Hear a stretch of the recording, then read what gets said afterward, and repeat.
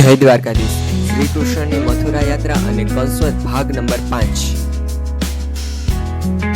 જય શ્રી કૃષ્ણ મિત્રો. આપણે અત્યાર સુધી કૃષ્ણના બાળ લીલાઓથી લઈને ગોવર્ધન લીલા સુધીનું દર્શન કર્યું.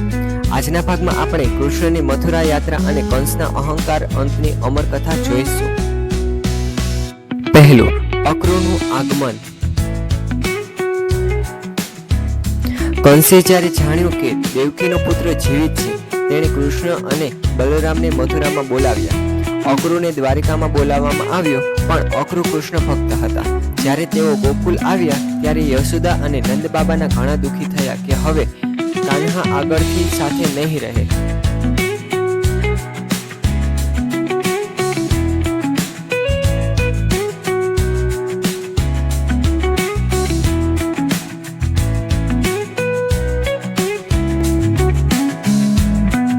બીજું, કૃષ્ણ બલરામની મથુરા યાત્રા.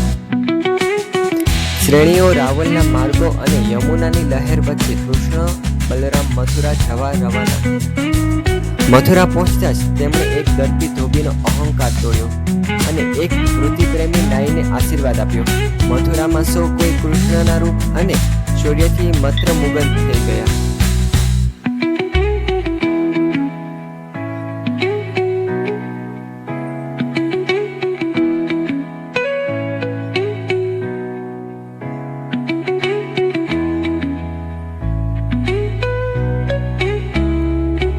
ત્રીજું, કુવાલપીડી હાથીનોના.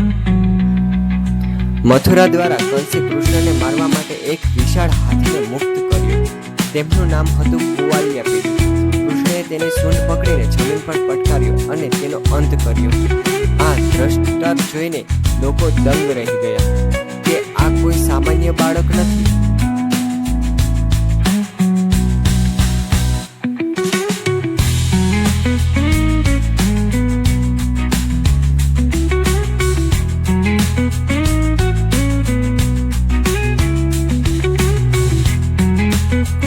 ચોથું, કંસના મલ્લો સાથે યુદ્ધ. કંસે મૃતિક અને ચારણો જેવા દાનવો સાથે કૃષ્ણ અને બલરામને મલ્લવ યુદ્ધ માટે આમંત્રિત કર્યા. સાધારણ બચ્ચા સમજીને મલ્લીએ અહંકાર કર્યો, પરંતુ બલરામે મુષ્ટિક પછાડી દીધો અને કૃષ્ણને ચારણને મંડપ દૂજી ગયો. વિજય ધ્વજ લહેરાયો.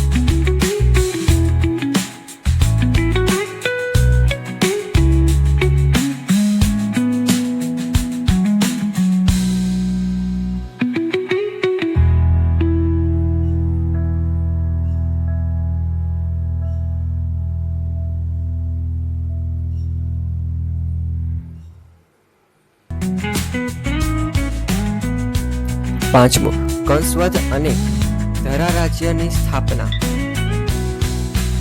એથી ક્રોધિત થયેલા કંસે પોતે જ દંડ ઉઠાવ્યો, પણ કૃષ્ણએ તેને પડકાર્યો અને રાજસિંહાસન પરથી નીચે ફેંકી દીધો. કૃષ્ણએ કંસના અહંકારનો અંત કર્યો. મૃત્યુ પછી મથુરા મુક્ત થઈ. કૃષ્ણએ પિતા વાસુદેવ અને માતા દેવકીને બાંધથી મુક્ત કર્યા અને માથે પોતાના ધર્મના રાજ્યની સંચાલન કર્યો.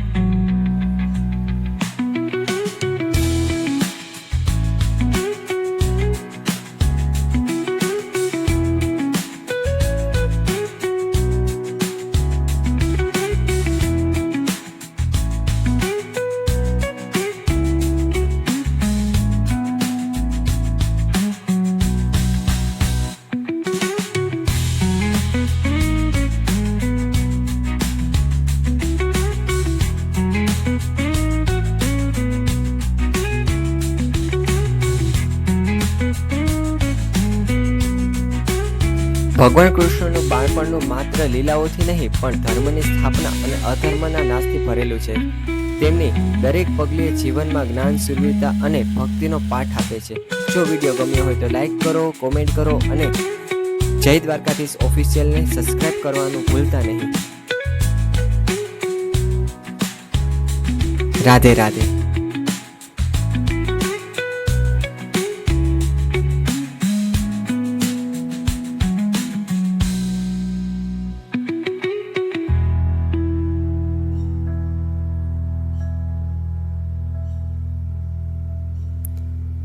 જય દ્વારકાધીશ.